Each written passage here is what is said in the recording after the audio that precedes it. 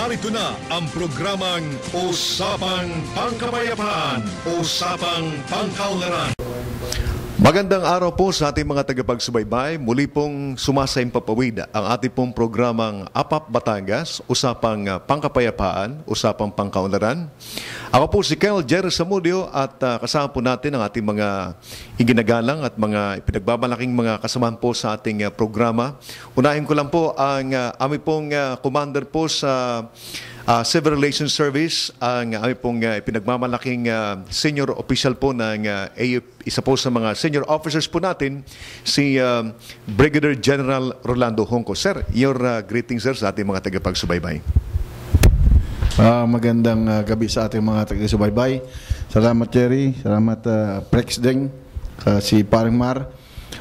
Sa muli po, ang inyong subaybayan ang ating Usapang Pangkapayapaan, Usapang Pangkaunlaran. Marami po tayong matututunan sa hapon ito, sa gabing ito marami po tayong guest at makakuha natin sa kanila ang kanilang mga programa sa bayan ng Lipa at sa Batangas. Maraming salamat ulit at welcome ulit sa APAP Batangas. Thank you very much sir sa patuloy pong pagsuporta sa ating programa na kahit na po ay galing kayo ng Lucena, sa text lang ni Ding Andal ay nakapunta kagad po kayo dito sa ating programa.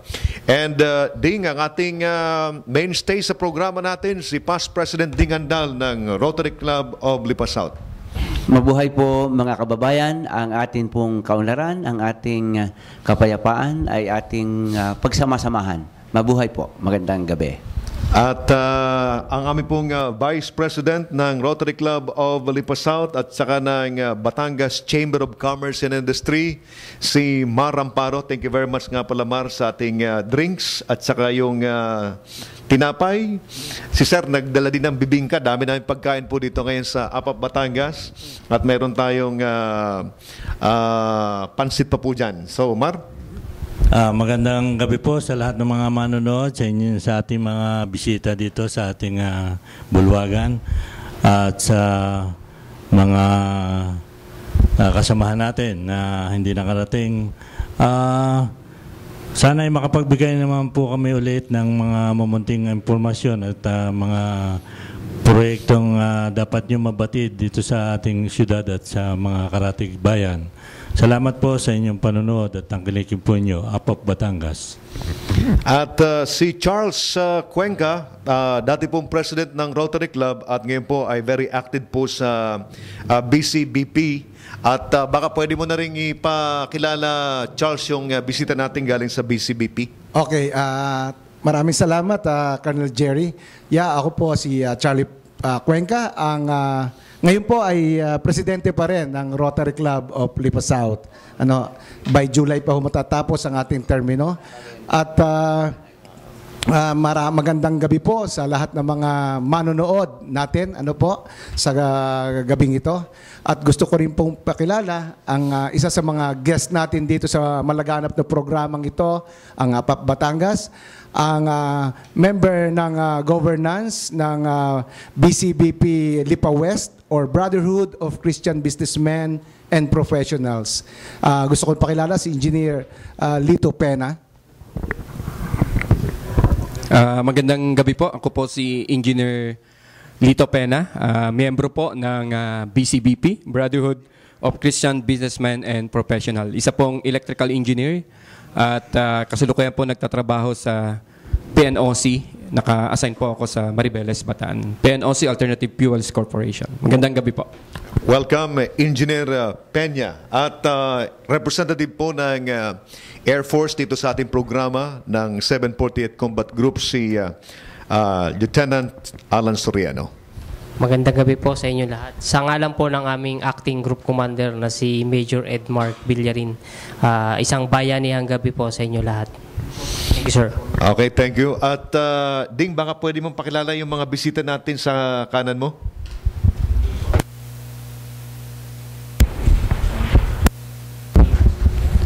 Kasama po natin dito ang ating hepe ng commander ng PNP station sa Mataas na Kahoy, si Captain Fred Lorin Jr., PNP Senior Inspector po.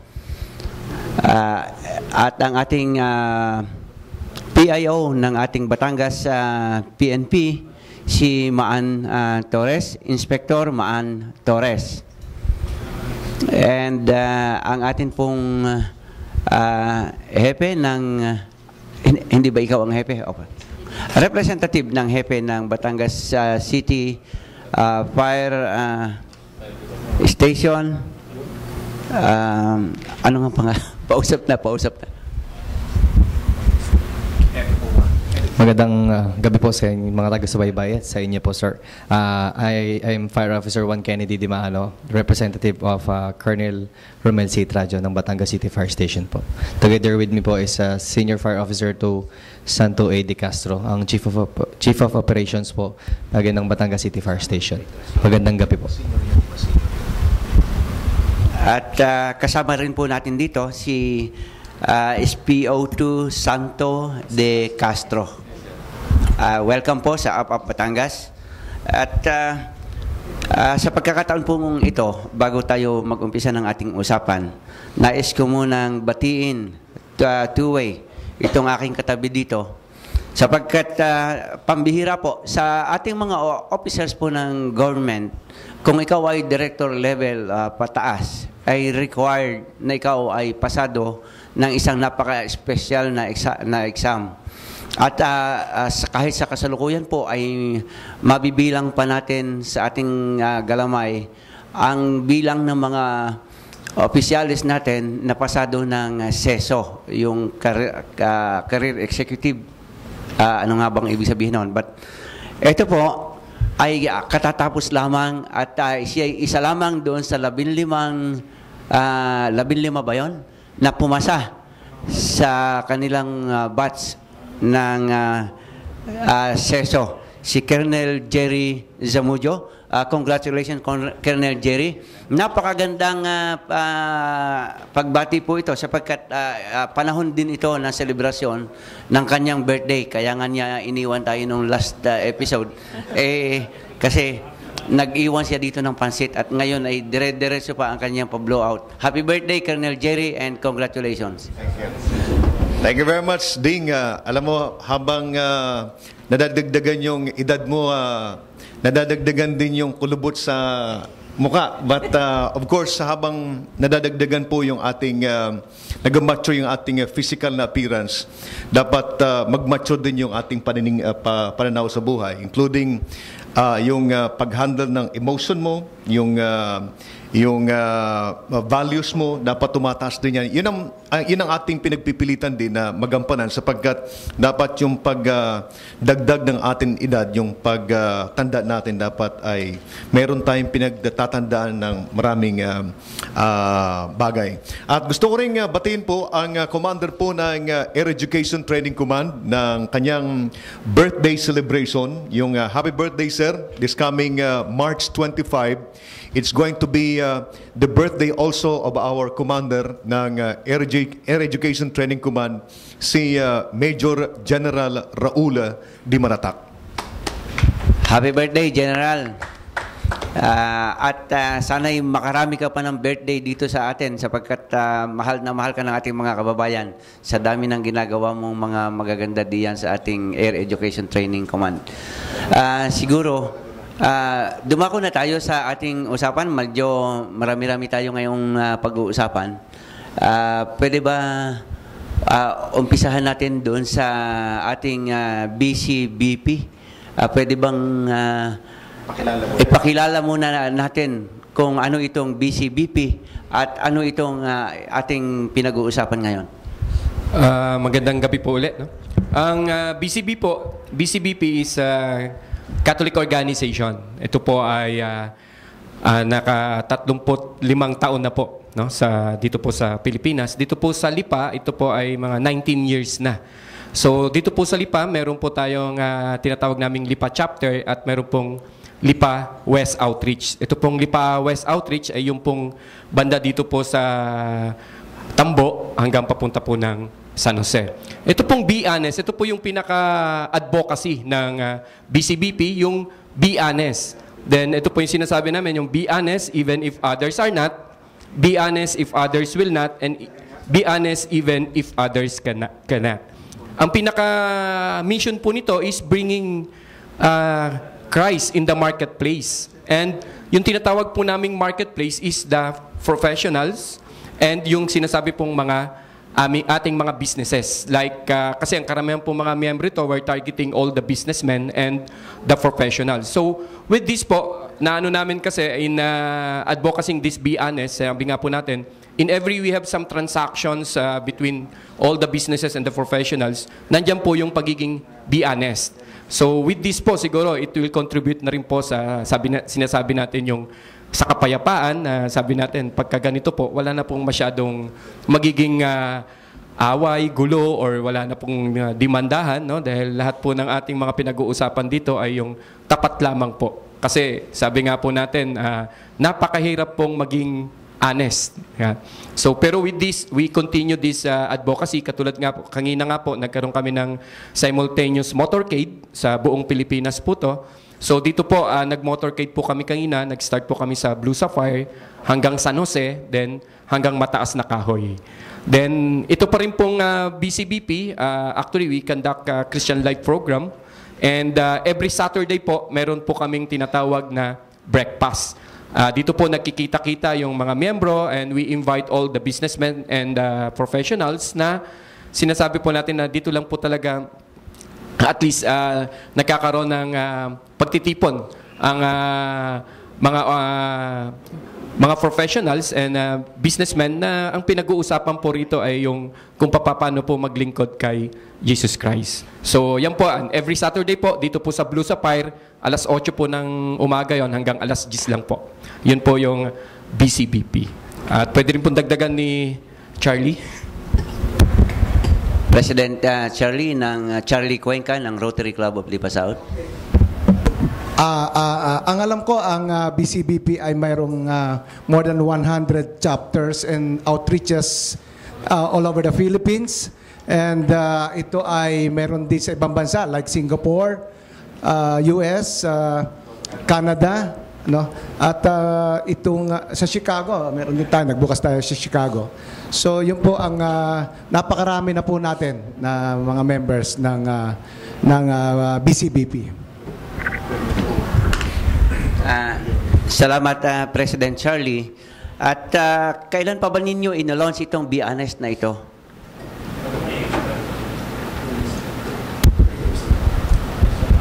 Actually, ito po yung pinaka-advocacy na since ng BCBP. Pero katulad po, kanina may nagkaroon po kami ng simultaneous motorcade. Nung mga nakarang taon po, meron po kami mga kinakandak na mga oratorical contest sa mga school. Yung Be Honest oratorical contest po. So parang doon po nag-create po yung mga estudyante ng about the Be Honest. And sa ngayon po, hindi kami nag-conduct ngayon ng oratorical contest, but we conduct motorcade simultaneously. Kasi kanina nga po, habang kami naglilibot, talagang medyo nagbibigay din po kami ng sticker, nagdidikit din po kami ng mga sticker and poster sa loob po ng mga establishment mismo. Then we explain to them. Then pag nakita po kasi itong poster na to, na talagang nagka-catch din po ng eye ng customers and both yung owner mismo ng establishment na sinasabi nga na kung nakakadikit po yan, yung Be Honest, mukhang sinasabi po natin, ang transaction natin dito ay yung talagang kung ano lang po yung nararapat. So mabuti naman kung ganun at mayroong isang napakalaking grupo at mga business and professional persons itong magkakasamang ito na nagsusulong nito hanggang kinakailangang by word na natin itong Be Honest at saka hindi lang by word kundi kailangang isinasabuhay ng ating mga kababayan at kailangan niya sa usapang pangkaunlaran at usapang pangkapayapaan. Alam mo, about two terms ago, mga 5-6 years ago, sa full council ng Regional Development Council, itong taga Cavite na si Sister Ribka Rogacion ay ipinakiusap na i-adapt sa pamamagitan ng isang resolusyon na ang lahat ng government offices, lahat ng national government agencies ay i-adapt na pakakalatin itong Be Honest na ito. At ini-require ito na especially sa DepEd at isinama na yung lahat ng ibang government agencies ay ipapaskin itong ating Be Honest na ito. Kaya magandang balita ito na may malaking grupo na katuwang at panahong kailangan sa lahat ng pinag-uusapan nating mga mahihirap ngayon ay magandang balita na ito ay pakalati natin at kahit sa pag-uusap natin ngayon ay i-adapt natin. Be honest. Colonel? Yes, tama yun. Yan ay isang napapanahong campaign yan, especially sa panahon ngayon ng ating Pangulo, yung ating transparency program, yung ating good governance.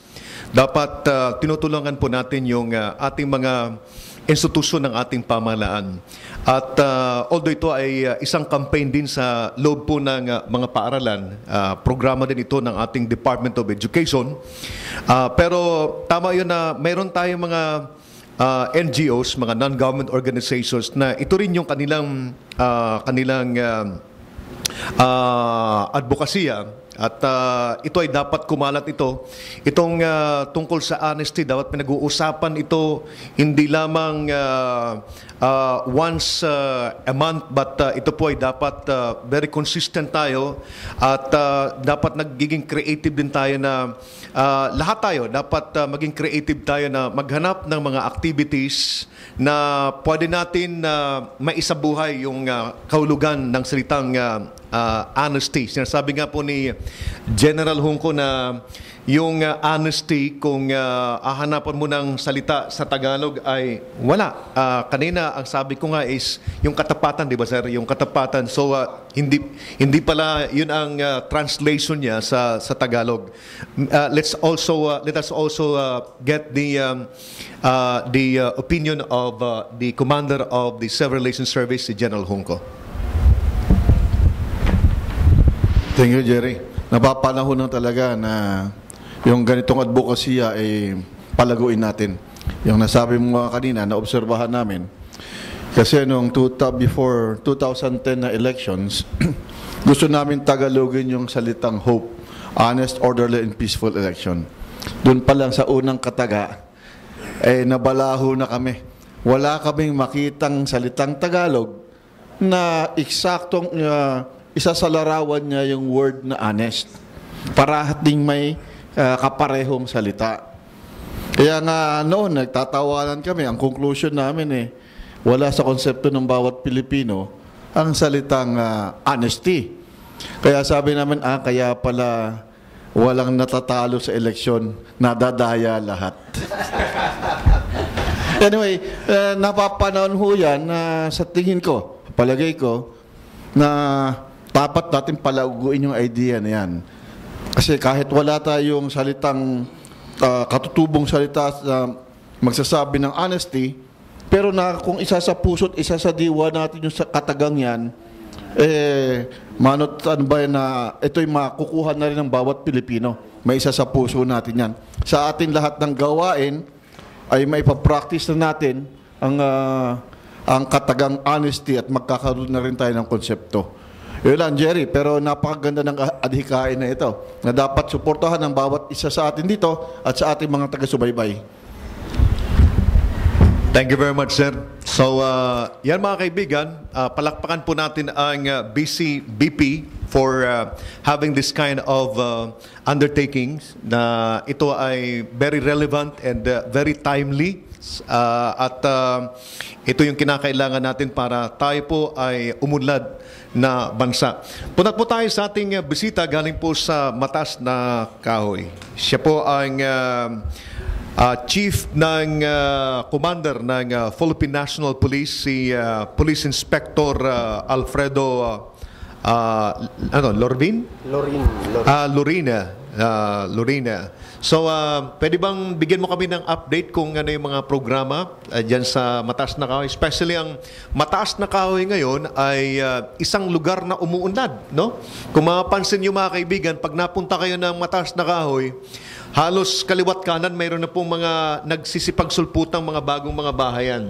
And nakikita ko na pagdating ng panahon, yung lugar na yan ay baka magsipagsulputan po dyan magandang mga subdivisions, housing projects, kasi kitang-kita nga naman talaga yung Tagaytay. Napagandang magkaroon po ng bahay po sa Mataas na Kahoy.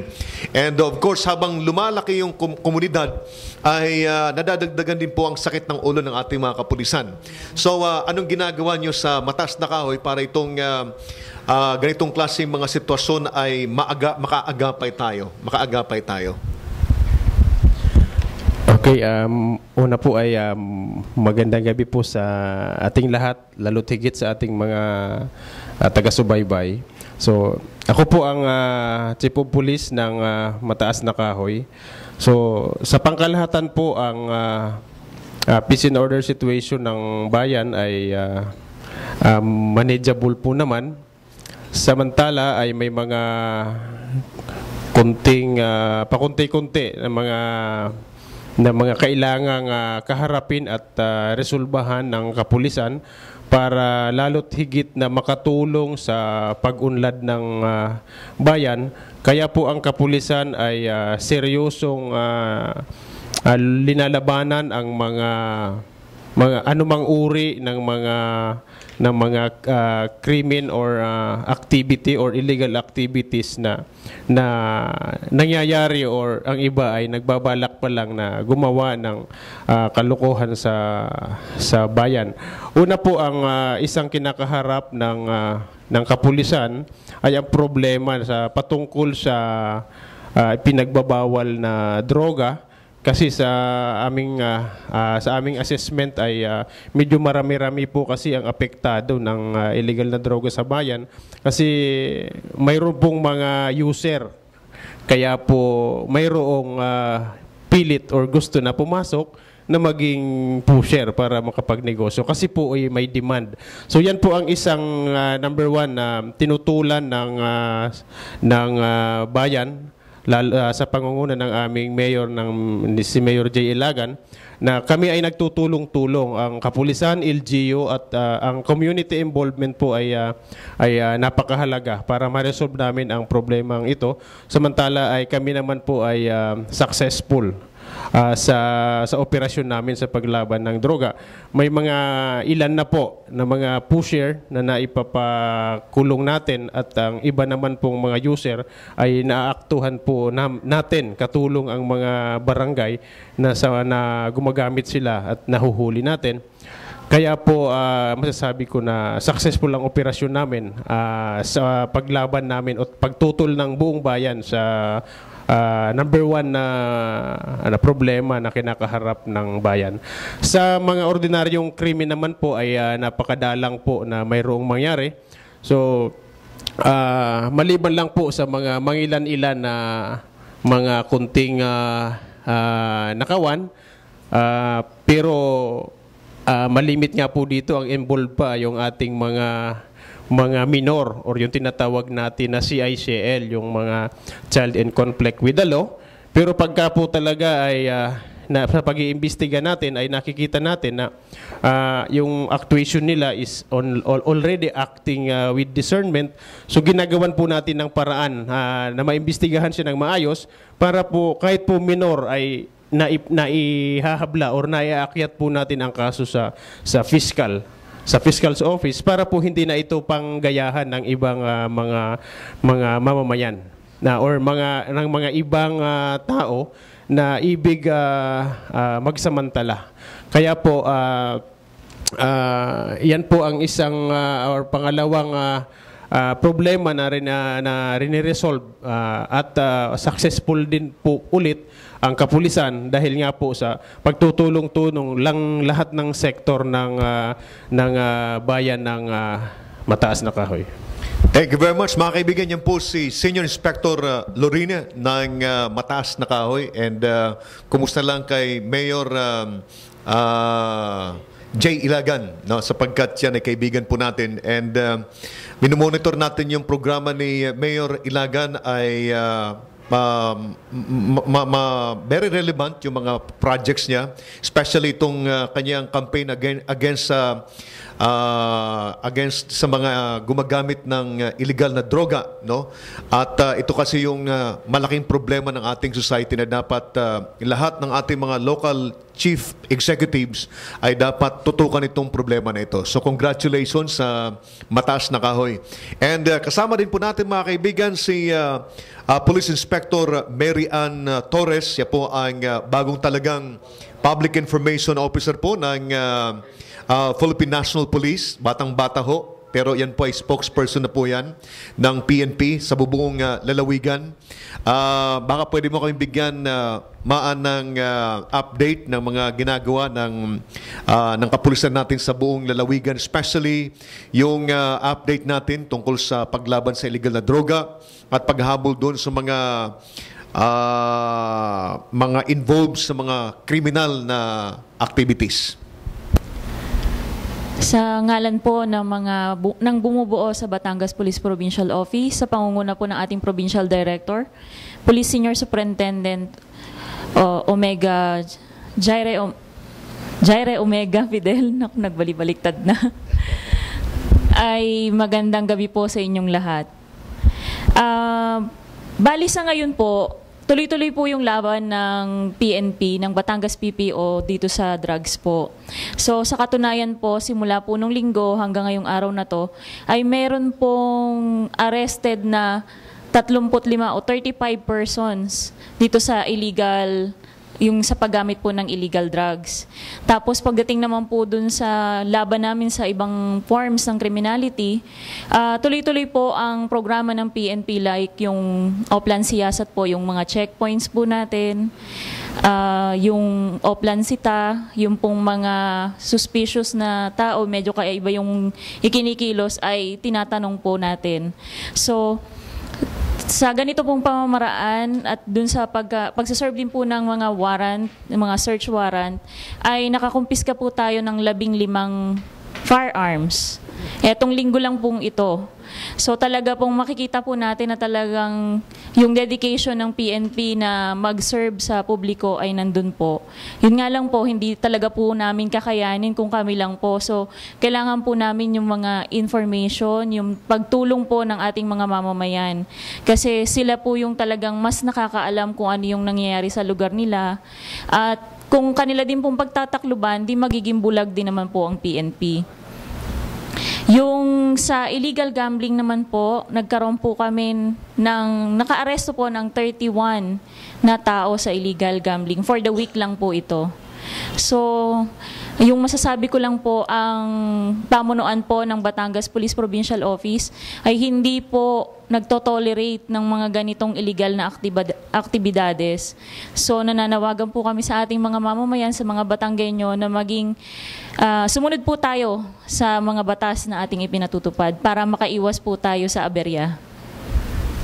Congratulations. Paabot mo yung aming pagbati sa buong pamunuan ng PNP sa lalawigan ng Batangas Maan. At for the past 1 week, 15 yung ating na-confiscate na firearms po. Firearms. Long and short firearms po. Ibig sabihin yan, talagang tutok kayo dyan sa kampanya na yan. Okay. And baka pwede every week, baka ma-text mo lang si Dingandal ng mga accomplishments lang natin para makatulong yung ating programa natin na APAP Batangas sa pag-disseminate ng ginagawa ng ating kapulisan. Importante na kunin natin yung tiwala ng ating mga kabayan para yung mga kabayan natin ay tumulong sa PNP. Kasi ang mga kabayan naman natin, pag nakita nila na ang ating kapulisan ay seryoso sila sa kampanya, makukuha natin yung kanilang suporta. And one way of attracting them to support us is yung continuous public affairs natin. And I'd like to congratulate you for sharing your time. Alam ko Saturday dapat wala ka rito, but because gusto mo na iparating yung ating ginagawa sa ating mga kabayan, ay talagang binigyan mo ng oras. But aside aside from this, baka pwede na i-text mo si Ding no mga ginagawa natin. Weekly, kami nang bahala na magsalita dito. And then, on a monthly basis naman, Maan, ang request namin sa iyo ay baka pwede na i-update natin yung ating mga kabayan doon sa mga kaso kung anong nangyayari na. Importante yan dahil ito ang hinihintay ng ating mga kabayan, especially kung po pwede na yung malaking mga bayan natin o malaking syudad at yung talagang very controversial yung mga kaso is bigyan natin ng update yung ating mga kabayan. So, yun lang ang aming request, Maan. No? Banggitin ko na rin po, bukas na po yung aming fun run, yung patikaran, suporta sa kababaihan. Ini-invitahan po namin yung buong probinsya ng Batangas kung pwede pong suportahan po sana ng ating mga mamamayan. Magsisimula po ito sa SM City, Batangas at magtatapos po sa Camp Miguel Malbar po, sa Batangas PPO po. So yung first 200 po na magre-register ay meron pong libreng t-shirt. Okay. Tapos yung sinasabi nyo po na accomplishment, meron pong magandang accomplishment. Ito po yung pinakamalaking accomplishment for the whole week. Yung Talisay MPS po. Sa pamumuno po ni Police Senior Inspector Ponte. Dati po niyong kasamahan dito sa Up Batangas. Ngayon na po siya ang hepe. Kauupo lang po niya pero may maganda na po silang accomplishment. Nag-serve po sila ng search warrant nung nakaraan. Tapos po, ang nahuli po is 3 tao. Yung na-recover po nila is isang M16 rifle, 2 caliber 38, at saka meron din pong mga bala at meron din pong 2 sachet ng shabu. Suspected shabu. Congratulations, June. Talagang iba talagang produkto ng ating programang Up Batangas. Ipinagmamalaki ka namin anong tawag yan? Senior Inspector ba ang tawag sa kanya? Or Senior Inspector Fonte. Kasama namin yan sa Up Batangas. John, congratulations. So, kumustahin ko lang yung tungkol doon sa pagsunog ng mga buses ng dyan sa Lemery. Jam ata yun, di ba? Yung jam? Yes, sir. Yung jam liner po. Meron naman pong lead na yung ating PNP at saka meron na rin pong nakasuhan. Naipasok na po yung kaso. Okay, very good. Thank you. Mga kaibigan, punta naman po natin ang Bureau of Fires. Mayroon pong mga kasamahan tayo dito. Sino sa inyong dalawa magsalita? Si Fire Officer 1 Kennedy Dimaano. So, bigyan nyo kami ng mga programa natin. Baka pwede natin ma-share sa ating mga tagapagsubaybay. Kasi March, April, ang March ba ang Fire Prevention Month? March. Pero hindi ata masyado mainit din, yung buwan ng March. So, report natin sa ating mga kabayan na Kennedy. Sir, again, magandang gabi po sa ating lahat at sa ating mga butihing taga-subaybay. So, sa ngayon po, ang tema ng ating Fire Prevention Month ngayong taong 2014, isulong ang kaunlaran, sunog ay iwasan, kaalaman at pag-iingat ang kailangan. So, inline po dun sa aming sa Fire Prevention Month, kami po sa amin sa Batangas City ay nag-conduct din po or nagkaroon ng kick-off or motorcade para sa Fire Prevention Month sa parang pinaka kick-off po ng ating Fire Prevention Month. And then of course, mayroon po tayo mga poster making na nilahukan po ng mga iba't ibang estudyante na sa amin sa Batangas City na ilalaban din po sa mga nanalo po sa bawat bayan po hanggang sa makaabot po ng regional level. And then continuous po at all through the month po meron kami mga request na mga drills, fire drill sa mga iba't iba pong ahensya, establishmento, kahit po mga schools, mga buildings, mga companies, at saka nagko-conduct din po kami ng mga training, mga fire prevention or training, at fire brigade training na usually ito po ay mga nire-recommenda o required po sa mga kumpanya, malalaking kumpanya upang ang prevention po ay hindi lang prevention at saka suppression o yung pag-apula sa apoy ay hindi lamang sa amin kundi doon po sa mga taong mismong naandun sa lugar kung saan po maaaring magkaroon ng sunog para po mas maiwasan po natin yung paglaki ng sunog. So sa ngayon pong buwan ng Marso, yung mga naging nabigyan na namin ng mga training, nandiyan na po yung mga Toyota, ang Batangas State University rin po ay nakapig-ugnayan sa amin, ang San Miguel Mills. And then ngayon pong darating na March 27, isa po din sa parang programa ng aming ng aming ahensya ay nagko-conduct po kami ng Urban Fire Olympics na gaganapin po ngayong March 27 sa Camp Vicente Lim sa Calamba, Laguna.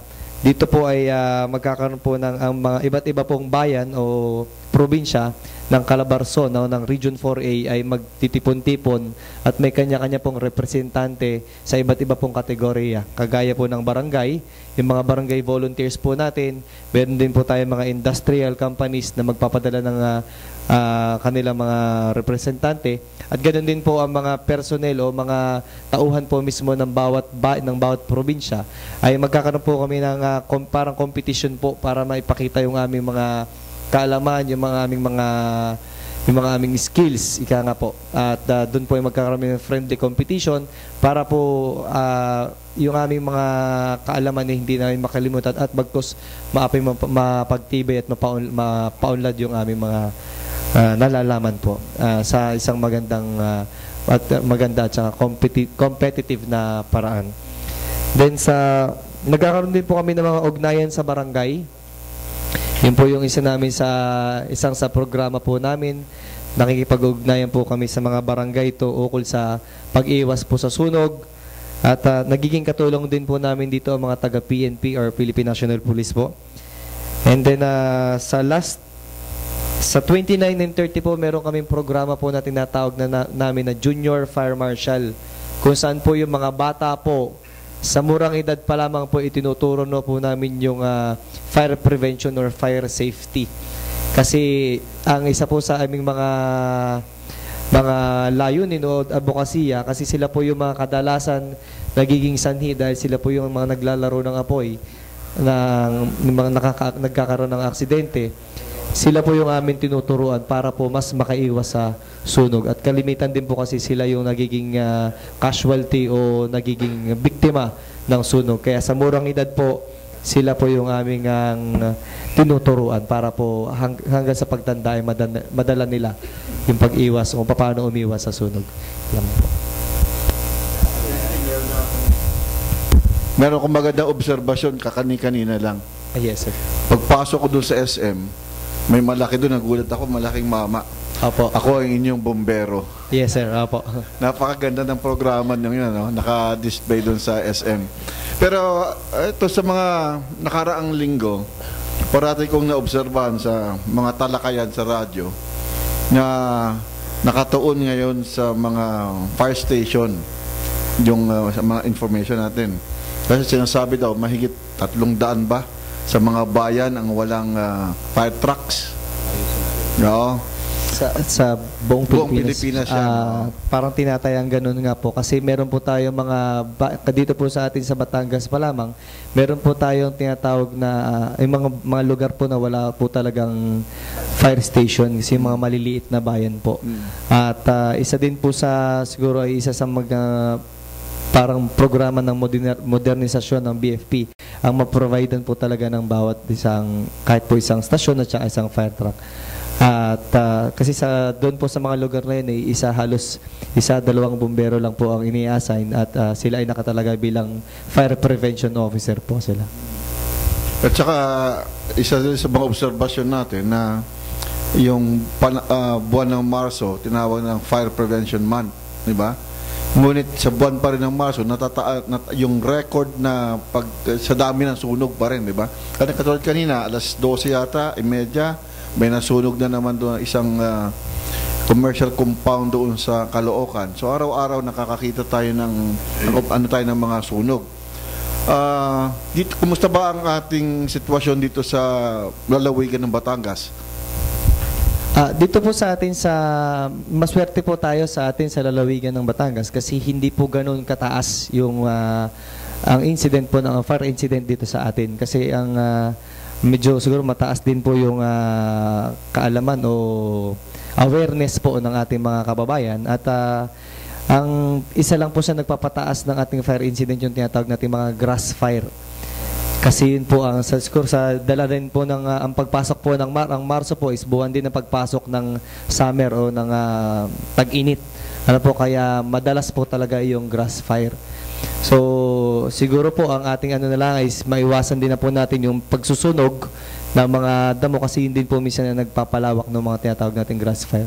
Ito po siguro ang kasalukuyan nito lang nakaraan po kung nabalitaan nyo yung sa Banahaw.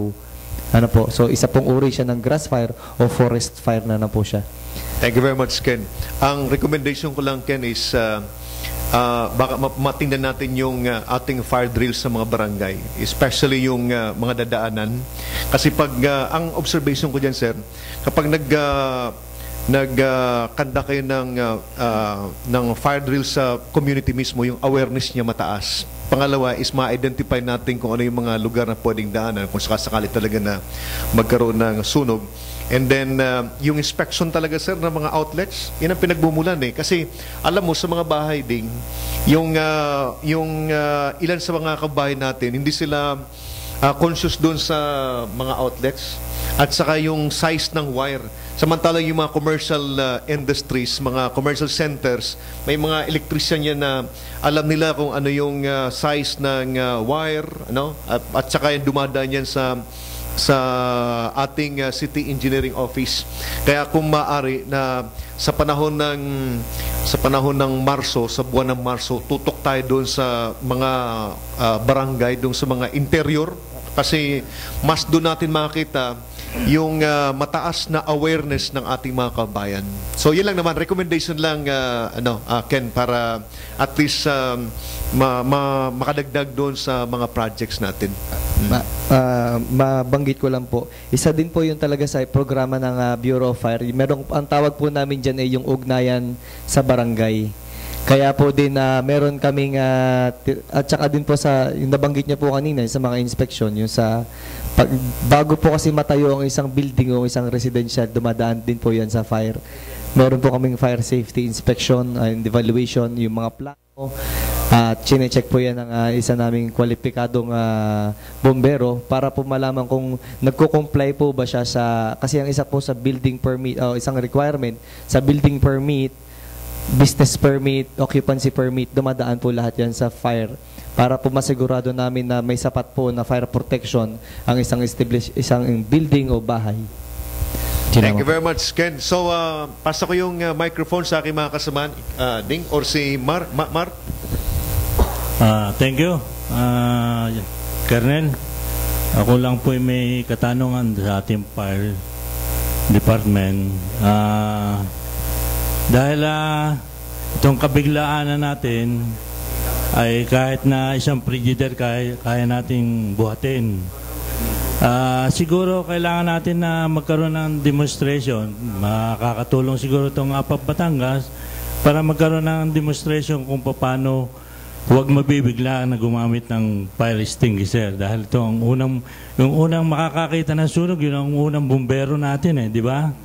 Kaya dapat maturuan natin o magkaroon siya ng kaalaman tungkol dito sa pagpatay ng sunog o ng apoy. Dahil ako'y nagka-experience, nandun yung panlagay sa mata, nandun yung mask, pero nadala ko lang fire extinguisher sa kabiglaanan. So, ito bang fire extinguisher na ito, pag pinatay mo yung apoy, ito ba'y ligtas sa ating kalusugan? Kaya kailangan siguro meron tayong gawing demonstration dito sa ating fire. Maari po yun kung meron po tayong pwede po ako mag-demonstrate kahit po ngayon. Ang isa lang po natin sa mga kung ano po yung fire extinguisher or portable fire extinguisher, kasi pag binanggit po natin na fire extinguisher, general term po yan kasi marami pong klase ng fire extinguisher. Kasama na dyan yung ating sprinkler, yung mga hose natin po, yung mga fire blanket, fire sand, and then yung pong mga tinatawag natin so marami po tayong fire extinguisher. So yung pinakatinutukoy po natin ang tinatawag nating portable fire extinguisher. So siya po ay portable kasi siya ay maliit lang at kayang dalhin ng kahit sino, pwedeng gumamit po, napakadali niyang gamitin. At isa pong klase yung tinatawag nating stored pressure type na fire extinguisher. At yung sa sinasabi niyo po kung siya po ay delikado sa katawan ng tao, siya po ay wala po siyang health wala po siyang hindi po siya delikado sa health ng tao. Ang isa lang po sa magiging delikado ay yung mali pong paggamit ng fire extinguisher. Kung sakaling ito po itutok sa tao, para din pong sigurong barilya na pagka naitutok mo sa tao at napisil mo ng aksidente mo napisil yung pinaka-lever o pinaka-trigger ng ating fire extinguisher, pwede po itong bulag sa tao kasi ito po ay pressurized, lalo na po kung medyo tutukan. Yung pong mga chemical o laman po ng ating extinguisher o portable fire extinguisher, siya po ay non-toxic but siya ay irritant. Ibig sabihin po, pwedeng maka-irritate po sa ating mga baga, maubo tayo, pero sa health po, wala po siyang nakikitang masamang sa kalusugan. Ano po? Sa aking experience din, ito pala may distansya na layo ng buga. Kaya kailangan din alam ng hawak Yes, nito sir. yung Apo. layo. Sa ilang tips po dun sa paggamit ng fire extinguisher, kasi po yung ating fire extinguisher namin na manufacture dito sa Pilipinas ay yung mga stored pressure type. Meron po kasi tayong dalawang klase, yung stored pressure type at saka cartridge type. At ang pinaka-common po dito sa atin yung stored pressure type. At ang maximum effective range po na sinasabi is yung 10 to 15 feet. Before po kasi kayo, when fighting fire o mag-aapula kayo ng apoy gamit ng fire extinguisher, gamitin po natin yung maximum effective range. Kasi ayun po ay magiging barrier din natin na hindi tayo masyadong malapit kaagad sa sunog, na kung sakaling bigla siyang lumaki, madali po din tayo makakalis. So 10 to 15 feet po yung layo bago natin i-operate yung fire extinguisher. Siguro po dapat din kasi may undersize po sa mga bakal Baka ganun din po doon sa fire extinguisher kasi yung experience ko po yung 15 feet ay 10 feet hindi na maabot nung 15 feet na pressure. Bali, yung sinasabi po natin na 10 to 15 feet is yung doon po sa horizontal na po. Pagka doon sa medyo mataas, iba na pong pagkapatas. And usually po, pagpapatay tayo ng apoy gamit ang fire extinguisher, hindi po natin siya itututok sa taas hanggat maaari po ay ground level. Kasi hindi maaring kung kaya niyo pong puntahan o lapitan yung yung apoy mismo, na maging magka-level po kayo, mas mainam po yun. Kasi po, ang tendency po pagka nakatutok po pataas yung fire extinguisher nyo po, yung pong extinguishing agent po, bababayan at maiirita yung inyong mga mata. So, dapat po talagang level yung ating... Salamat po. Kaya lang po nasunog sa bubong. Kaya kailangan na pataas po. Kaya po. Salamat po. Okay, ako member ako ng non-government organization, bukod sa Rotary, member din ako ng isang radio group dito sa lungsod ng Lipa, At na-experience ko nung kailan, malaking tulong ang radio group sa inyong organization, Na-experience ko noon na meron ng sunog na malaki dito sa Lipa noon years ago, ay nakatulong kami ng malaki. Dahil ang ginawa namin ay lahat ng dumadating na fire trucks, mga bombero, ay binigay namin yung frequency namin at sinasabi namin kung saan sila pwedeng dumaan, na malinis ang kalye. Kasi kami ang nag-aayos ng kalye para ang mga fire trucks ay hindi ma-block ng mga sasakyan. So, kayo ba may mga pag-uugnayan sa mga radio groups? Meron po, sir. Actually, sir, meron kaming mga auxiliary volunteers sa amin sa Batangas City Fire Station at isa po doon yung Kabalikat Civicom. Sila yung mga mainstay group po sa amin sa Batangas City Fire Station. In the event po, kahit po anong klase ng disaster, for example po yung Signal 1, sila po ay nag-iipon-ipon na sa aming station, and then yung po mga iba nilang tao is ine-activate nila yung radio communication kasi po ako naniniwala ang successful operation po natin usually magre-relyan sa magandang communication. So yun po ang aming isa po sa magandang namin sa Batangas City. Meron po kaming active na group which is the Kabalikat Civicom ng Batangas chapter. Sila po yung ang talagang nagmamanage din po minsan ng aming radio operation pagka po lahat kami ay nasa field na at nag-ooperate na. Sige. Balikan ko lang yung isang tanong ko pa na dito sa bombero ay merong binubugan tubig nga lang at saka may chemicals. Siguro dapat lagyan ng o may mga paliwanag na chemicals yung laman nun. Kasi pagka nasa site ka ng nag-assist din kami dahil kami mga member ng Pugad Lawi nung araw, ay ang aming isang kagrupo ay may dalang chemicals na hindi ko alam kung saan galing pero Pugad Lawin member. Dinala nila yon dito sa Lipa nung may sunog ang malaki dito. Pero chemicals ang laman. Ngayon naman, hindi na pala kailangan ng chemicals dahil pampaliit lang apoy yung chemicals. Ang kailangan ay maraming tubig. So, sinasabi ng mga tao, buga mo na yan, buga mo na yan. Pinupukpuka, buga mo na yan. Wala silang impormasyon na hindi dapat ibuga yon. Kaya kailangan siguro may mga paalala o signboard doon sa truck mismo. Okay po. So, bali po yung nabanggit niyo po yung foam na tinatawag natin, yung sa chemical. Actually po, yung foam po yan, may sadya pong gamit para sa isang klase ng apoy kasi marami po tayong klase ng apoy. At pagka isang bahay po ay nasusunog, iba't iba pong klase ng apoy ang magkakasama dyan. Ginagamit po natin ay tubig talaga ng bombero kasi siya ang pinaka-cheaper o pinaka-cheapest na extinguishing agent po. Kaya tubig po, yung bulk, maraming tubig ang ginagamit natin. Ngayon po ang foam, usually po ginagamit natin yan talaga sa mga chemical fires, tsaka yung mga alcohol fires, yung mga liquid flammables po kasi pag sa tubig po, hindi naman siya kakayanin. Ano po?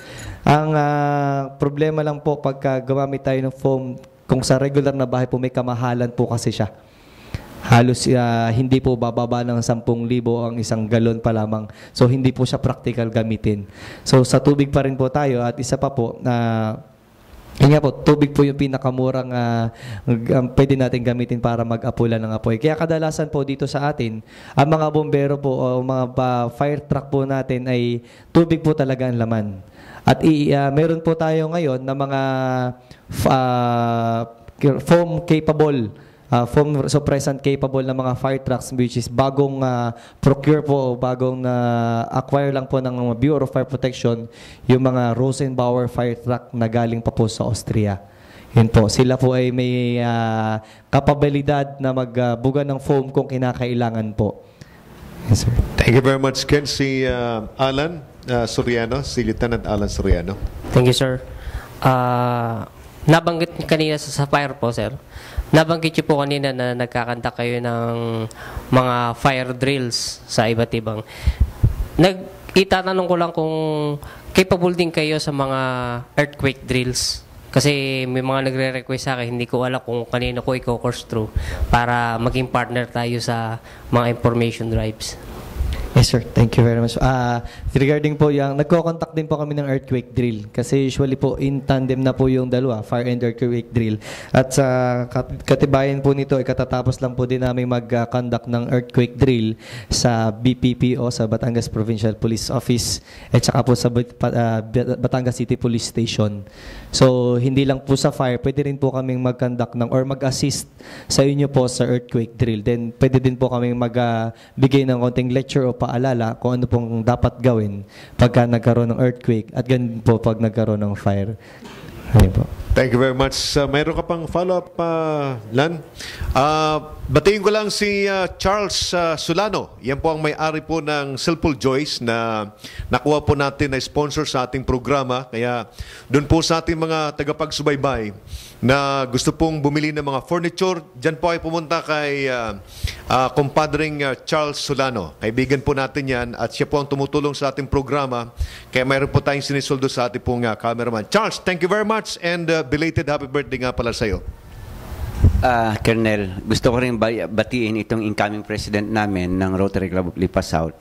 Siya po ang nangunguna dito sa MaxiCare, dito sa Lipa na magaling makipag-ugnay sa ating mga kababayan, magaling tumulong sa kanilang mga kliyente. Ang MaxiCare sa Lipa, si Jane Murillo, Hello Jane, sana makasama ka muli namin sa susunod na episode. And siyempre, nais kong batiin at pasalamatan itong ating Provincial Director na si Omega Jaire Fidel. At patuloy na ugnayan, patuloy na pagpapadala dito ng inyong PIO at saka CRS officers. Katunayan nga, ang mga hepe ng Nasugbu, ng San Juan, ng ating Rosario, Padre Garcia, Lipa, Tanawan, at marami pang key cities, marami pang municipalities natin dito ay nakaugnay na natin dito. At kung nais po siguro ninyo, kung nais ninyo na matunghayan yung ating panayam sa ating mga hepe ng pulis, makikita na po ninyo yan anytime sa ating Facebook ng UP Batangas. Kaya itong ating interview hepe, makikita ninyo. Siguro, may katanungan lang ako sa inyo pareho na kung paano ninyo maiugnay ang, yun nga, hindi lang siguro sa mga radio group, kundi sa ating mga kababayan. Napakalaking bagay kasi siyempre na makuha natin yung suporta ng ating mga kababayan, at napakalaking bagay dyan yung ating practice doon sa ating opisina. Siyempre, yung ramdam namin sa inyo ay kayo aming big brother, taga-panguna sa pagpoprotekta ng ating mga kababayan, ng ating community. Malaking bagay yung aming paniniwala. So, kumbaga, ano ba ang mga challenges sa inyo ng pagkuha? Ano sa ngayon ang mga nakikita ninyo sa inyong opisina ng pagkuha ng ating respeto o tiwala ng ating mga kababayan? Ano ang main challenges sa fire at saka sa ating kapulisan sa mataas na kahoy? Unahin ko muna si Hepe, ha?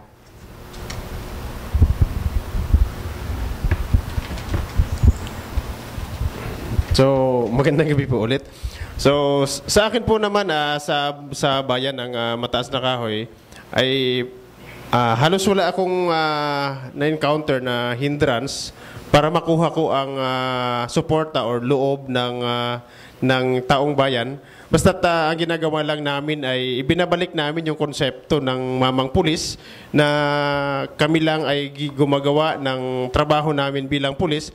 At ito ay ipinapaunawa namin sa bawat mamamayan na ito ang trabaho namin, protektahan namin kayo sa inyong bahay-bahay at ang inyong mga personal at ika nga ay safety.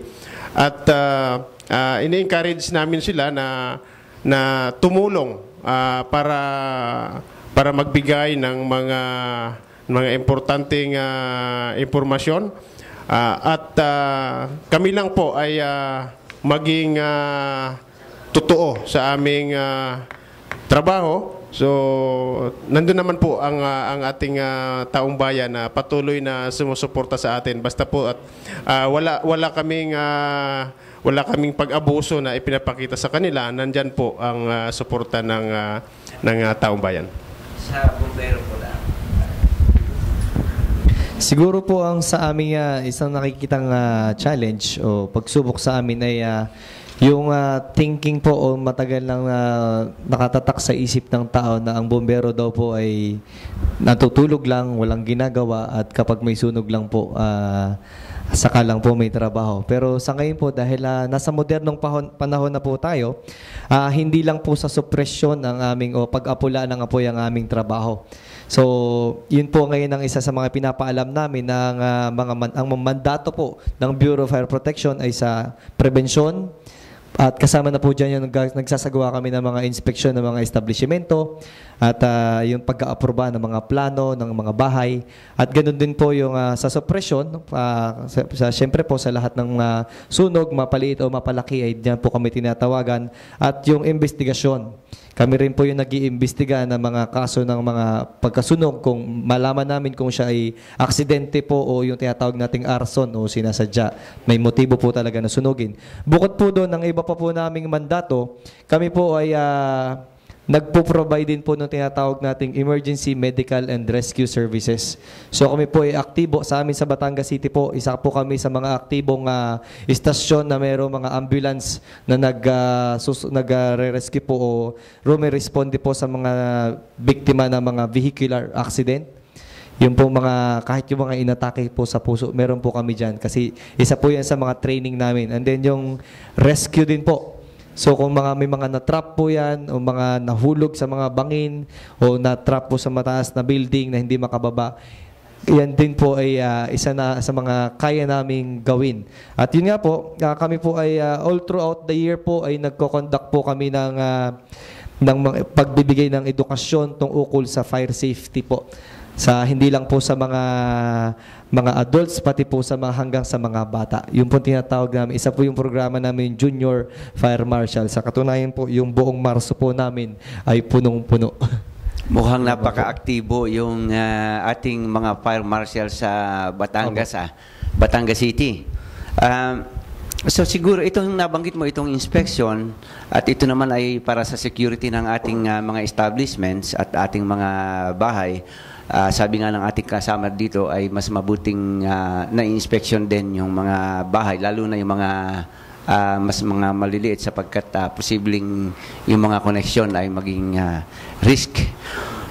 Diyan sa inspection ay dalawang bagay ang pwedeng patunguhan sa impresyon ng ating mga kababayan. Ang isa ay makilala nila, malaman nila, mahalata nila talaga na talagang pinoproteksyonan kami o tayong mga mamamayan ng ating mga bumbero. Sa pangalawang banda naman, pwede rin na mabuo yung impresyon na nandito yung, alam mo na, yung ating mga naging inspeksyon ay maaring makagawa or makasabi ng mga bagay na ang iisipin ng ating mga kababayan ay ginigipit lang kami nitong mga ito at para kami ay makiusap o mang-ariglo.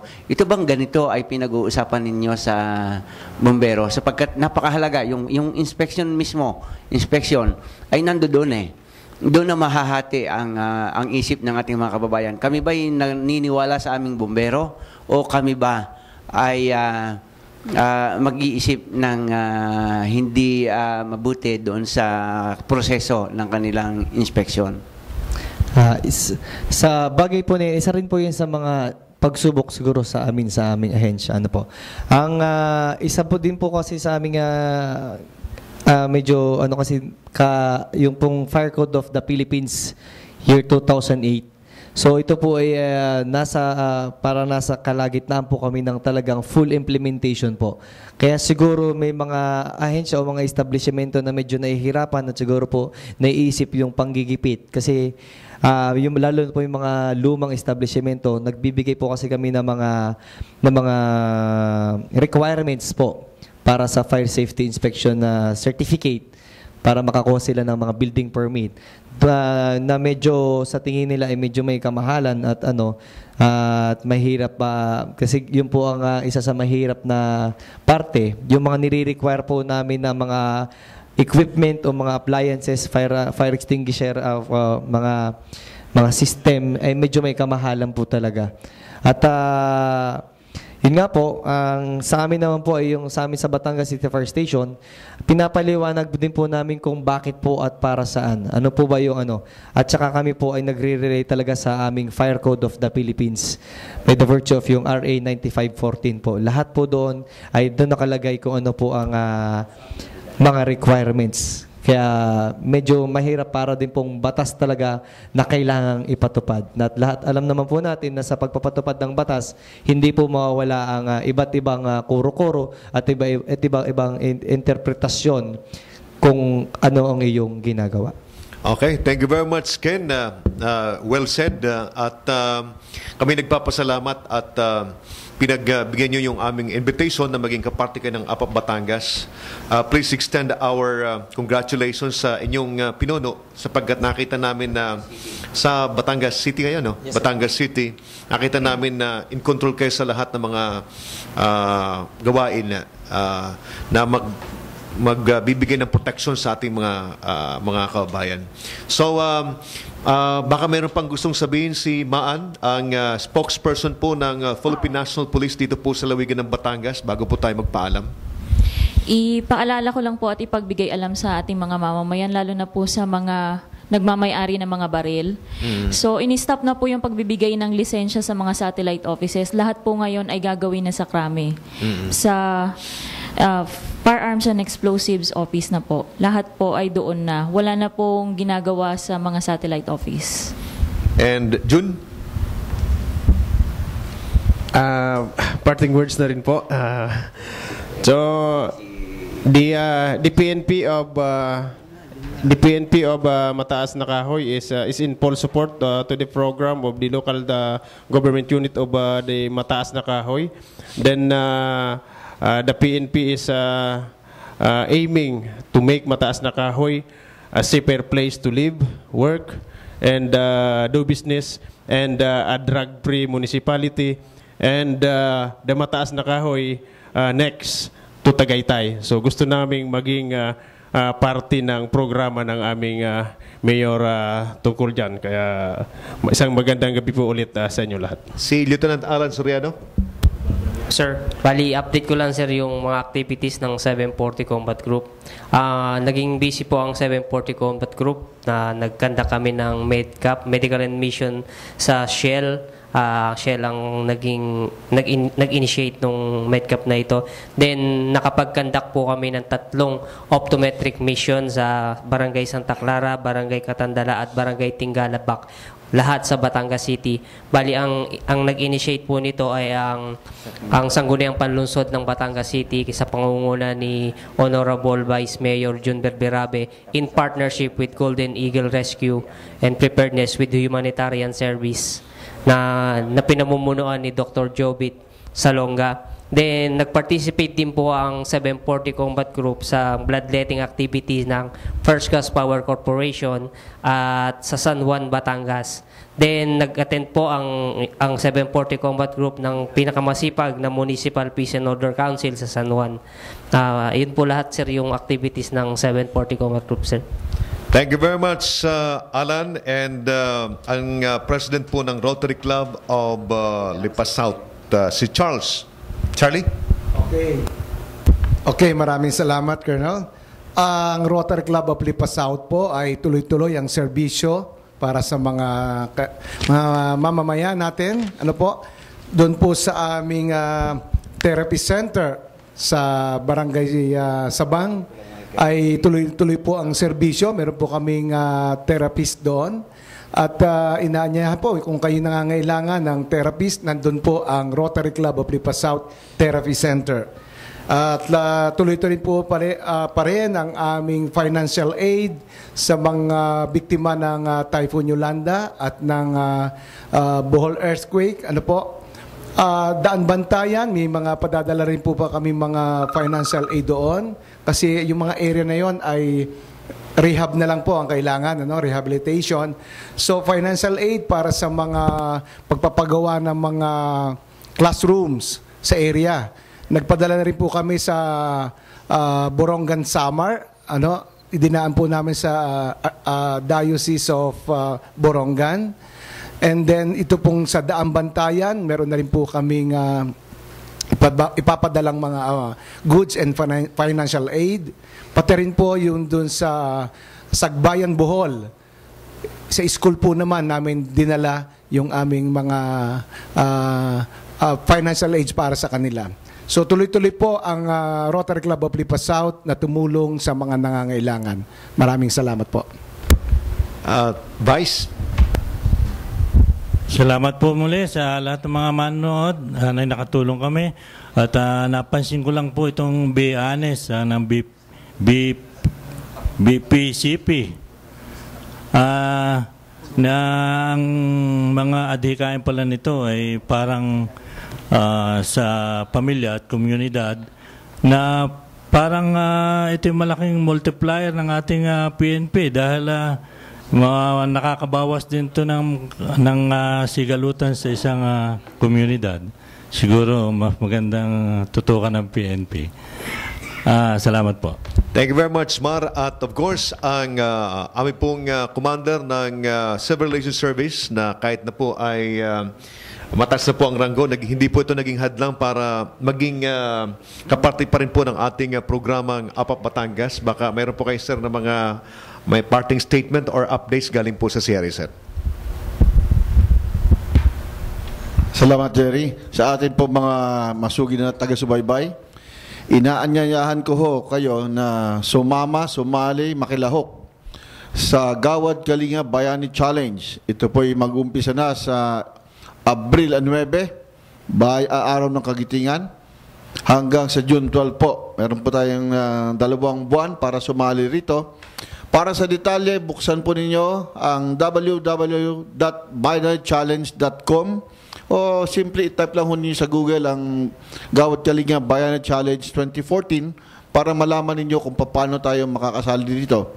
Ang mabibiyaan po rito ay ang mga kababayan natin na salanta doon sa Zamboanga Siege, sa Bohol, at sa Yolanda, sa Central Philippines po. Ito po ay 12 probinsya ang atin pong matutulungan dito. Ang detalye po, ulitin ko, buksan lang ninyo sa www.bayanichallenge.com. At ang mga makakasali na po kayo dito, i-log on lang ninyo at kung ano yung gusto nyong gawin upang makatulong sa ating mga kababayan. Yan lang, Jerry. Maraming salamat po sa ating mga taga-subaybay. At sa muli po, 1 oras na naman ng talakayan ng inyong masusubaybayan sa ating APAP Batangas. Maraming salamat. Ipapasok ko lang itong kay Deputy Commander ng Air Education Training Command. Siya hindi nakasama sa atin ngayon kahit laging ibig niyang makasama tayo dito sa APAP Batangas. Pero napakaabala nila ng ating Air Education Training Command. Buhat pa sa ating hepe, si Commander, si General Dong Di Matatak. Mayroon pong gaganapin na Summer Youth Olympics dito sa Air Education Training, dito sa Fernando Air Base. Gayon din po, may youth leadership seminars at yan po'y malapit nang mag-umpisa. Kung ang inyong mga anak ay nakasama sa mga inaanyayahan ng ating pong mga opisyalis, ay inyong pabayaang makasama sapagkat pambihira po ito. Wala po itong bayad. Hindi po babayad ang sino mang participant dito. Ang mga mag-involve po dito ay mga ekspertong mga sports personalities at saka mga leaders na magtitrain sa ating mga kabataan gamit ang mga facilities ng ating Fernando Air Base at ang mga eksperto ng ating Olympics at sports dito sa Pilipinas. So inyo pong samantalahin ang pagkakataong ito, huwag niyo pipigilan kung maanyayahan, makasama ang inyong anak na maanyayahan dito. So yan po galing kay Colonel James Molina, ang Deputy Commander ng Air Education Training Command. Siguro sa pagkakataong ito, Alan, pwedeng paki-recognize ang ating mga tumutulong sa APAP Batangas. Ang APAP Batangas po ay nagpapasalamat sa Blue Sapphire Hotel and Restaurant sa pagpapagamit para sa APAP Batangas. Ang Blue Sapphire Hotel ay matatagpuan sa Barangay Sicolipa City, Batangas sa harap ng Fernando Air Base. For debut, wedding, birthdays at corporate meetings dito na sa Blue Sapphire.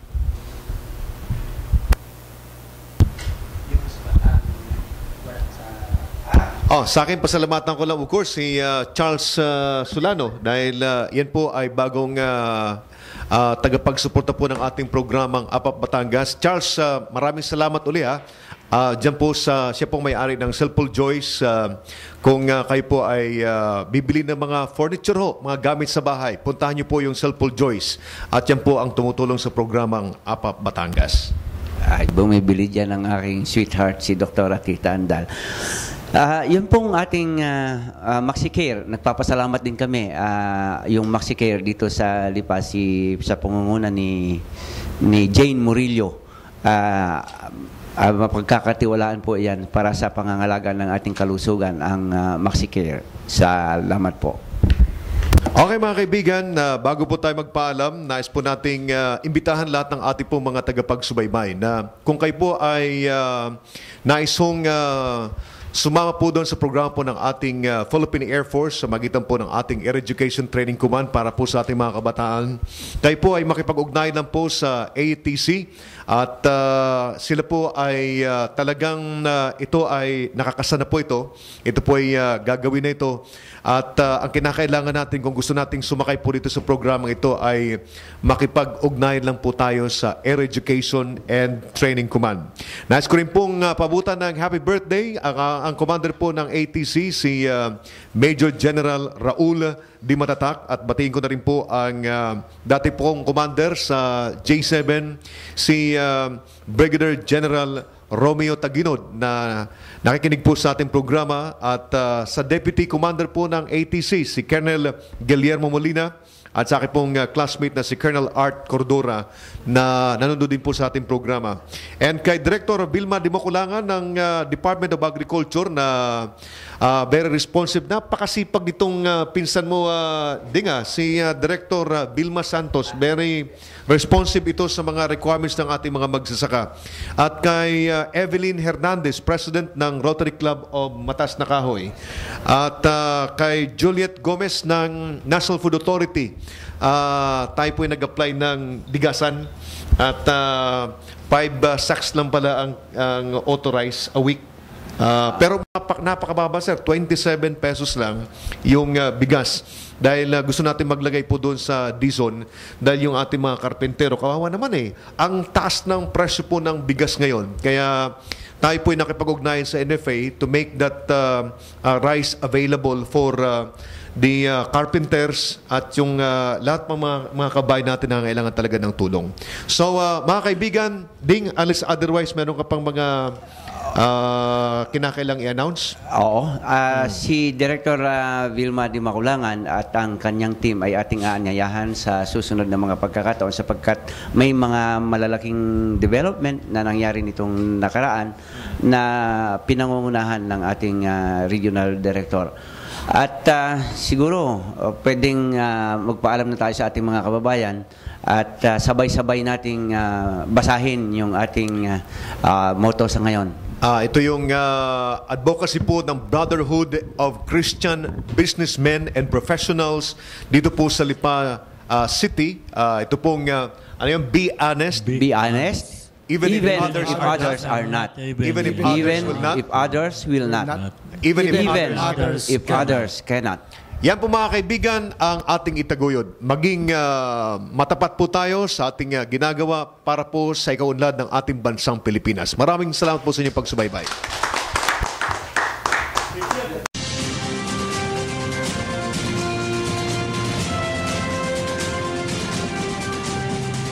Narito na ang programang Usapang Pangkapayapaan, Usapang Pangkaunlaran.